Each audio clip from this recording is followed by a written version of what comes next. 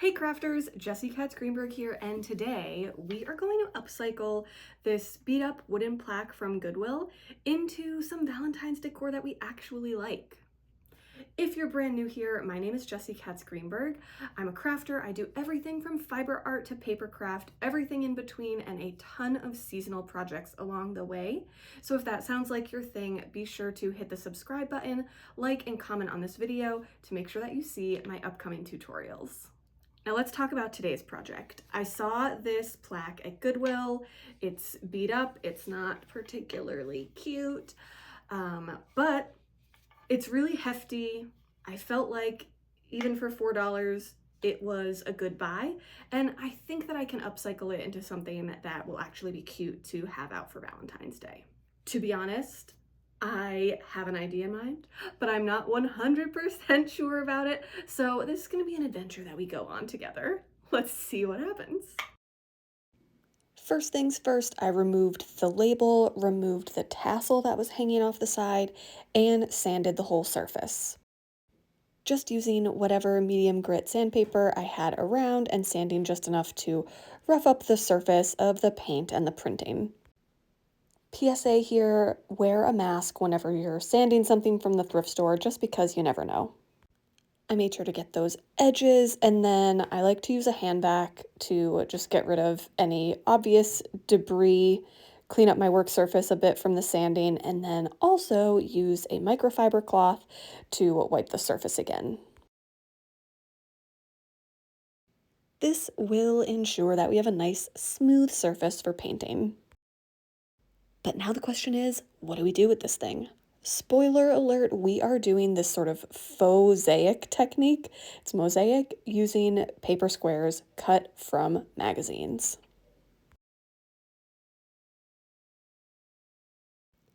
I wanted a nice clean background for the base of my mosaic, so I gave the wooden heart 3 coats of paint.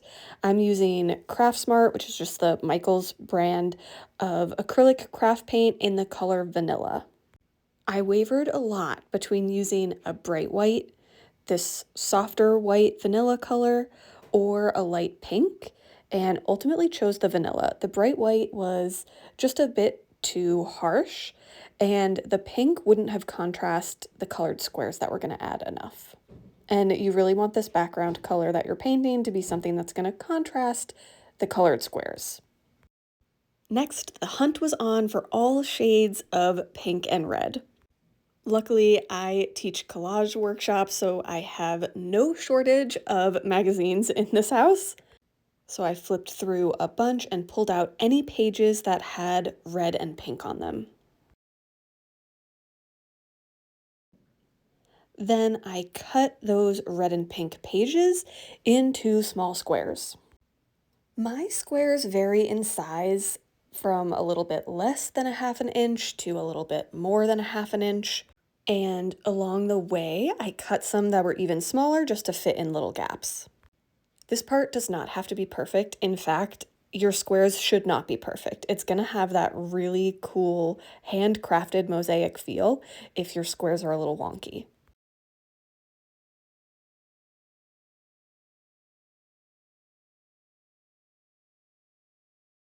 And since we're using magazine images and not just colored cardstock, we get to incorporate funky things like slices of tomato and flamingo pool floats into this project.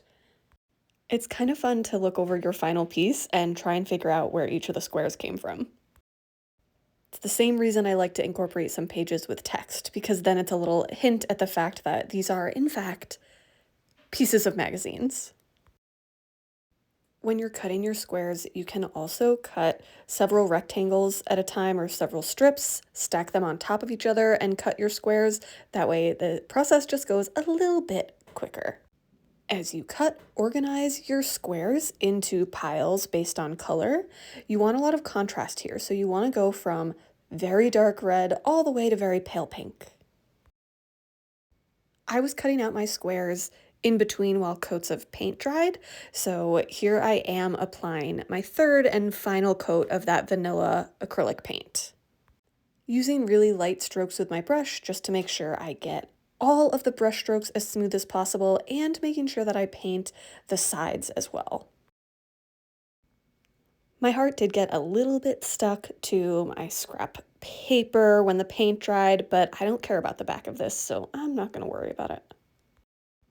Next, I used Mod Podge to attach one by one every one of these cut magazine squares. Just use a small paintbrush to apply a thin coat of Mod Podge to the area that you're working on. Use that wet paintbrush, wet with Mod Podge, to pick up a magazine square, apply it to your heart, and then brush Mod Podge on top, smoothing out the Mod Podge so you don't have any big ridges or anything on top of your magazine square. If you're trying this technique at home, you will get used to it as you go. There is a fine line of how much pressure you're using on your brush here, because too much pressure and you might slide around your square, and too little pressure and you're not smoothing out the Mod Podge enough, but you'll feel it out as you go. When you're doing this mosaic technique around curves, you're going to get odd shaped gaps between your squares, but that just again lends itself to the handcrafted nature of mosaic in general, so don't stress about those as you go. There were plenty of times throughout this process where I thought that I had messed up with the positioning of my squares, my little magazine tiles, but in the end, you don't see any of those imperfections. I think the only thing you really need to try to do is not overlap your squares. You want to have that background color, so in my case, this white, you want to have the white all around all of your squares, no overlapping.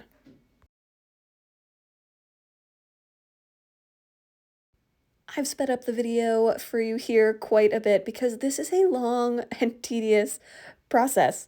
It would be very boring for you to watch in real time, but I want you to see just the motions of adding the Mod Podge, adding the square, spending some time smoothing out that Mod Podge on top, and then moving to the next square. Don't let the fact that I said this could be tedious deter you from doing this project. It was really such a soothing process, even though it took some time. When planning your design, contrast is key. That's why we made sure that we cut very light pink squares all the way through very dark red squares. And when I say planning your design, I do not mean that you need to put a lot of thought into planning before you start gluing. All I did was make sure that I had more squares of each color than I thought I would need, and then I knew that I wanted squares that contrasted with each other next to each other. So I have the dark red outline, the light pink outline right inside of that, and then on the inside here, I'm doing some brighter pinks on the left and darker reds on the right.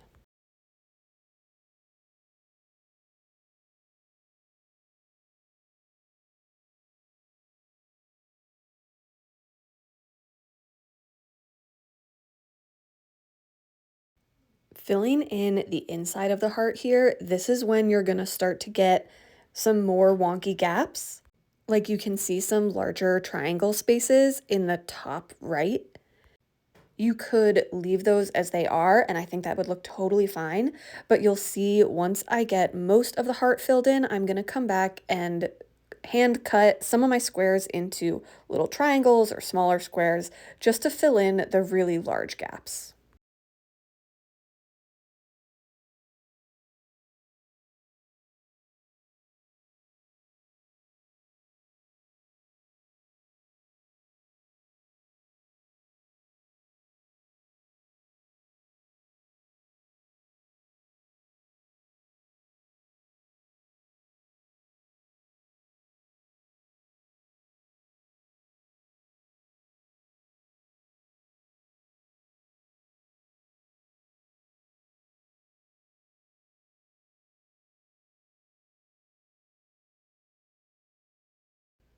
So here's where I cut my first triangle to fill in that little space.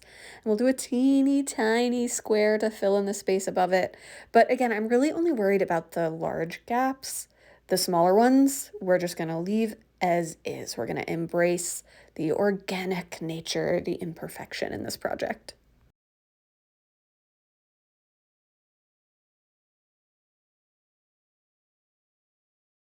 Now, for simplicity's sake, I originally thought that I would just paint the outer edge of this heart like a bright pink or something, and then I realized I should just continue the magazine mosaic.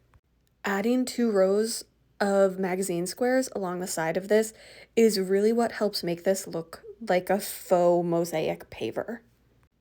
It took a little bit of time because the pink stripe I was able to do with the size squares that I already cut, but for the red stripe here, I had to cut most of my squares a little bit thinner, but it was 100% worth it. At this point, I still needed to do this side, but the side I had already done was still tacky. You definitely don't want to set that down on paper or anything. So this last side I had to do with the heart just sitting on its back, and I just did the mosaic on the side.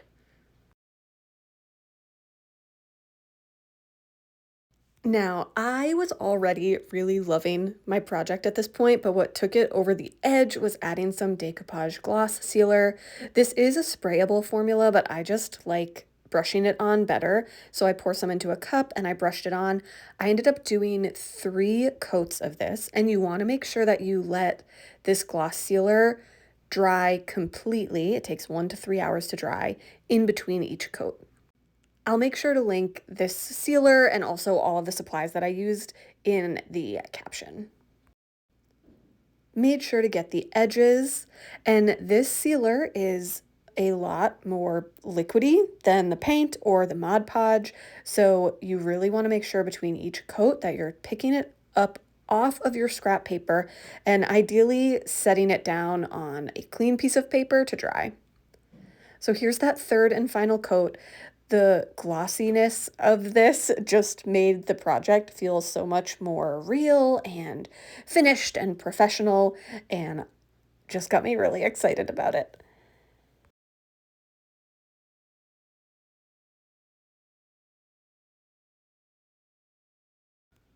And I cannot stress enough how important it is that you pick this up off of your scrap paper and even wipe off the bottom edge, just because, again, that sealer is pretty thin, it's pretty runny. And while I don't really care about the back of this piece, I definitely don't want any little paper scraps getting stuck to the actual sides of the piece.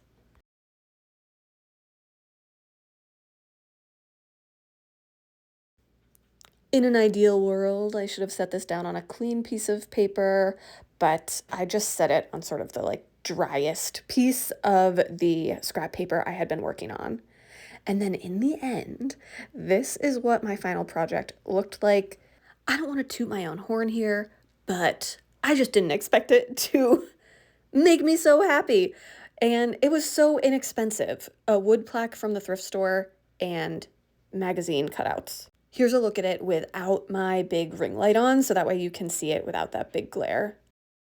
I really hope you'll try a magazine mosaic like this.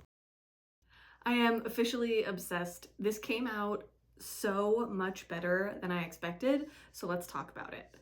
This was a rare case where I had this idea and the project came out better than I expected, the final piece.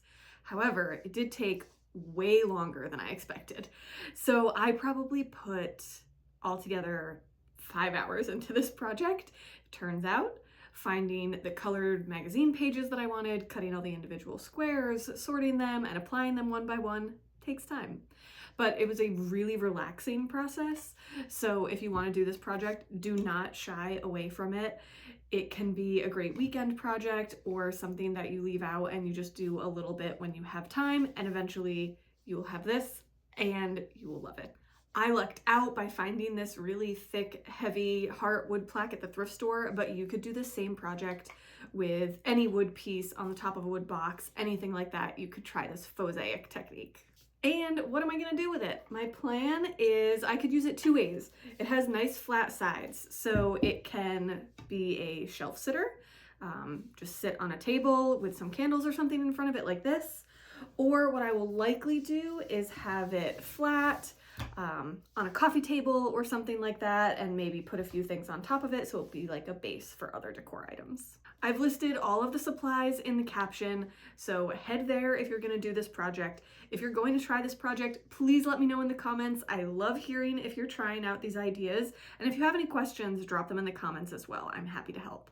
As always, thank you so much for following along. If you're new here, please make sure you like, comment, subscribe to my channel so you don't miss future videos, and doing those things really helps small creators like me out. So I truly appreciate it. I'll see you on another video. Happy crafting!